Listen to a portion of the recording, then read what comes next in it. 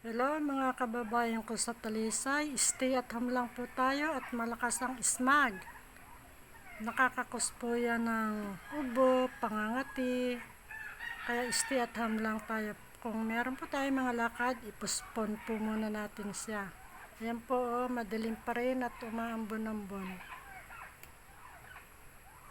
Maraming smog.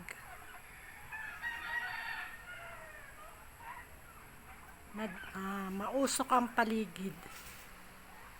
Ayan po,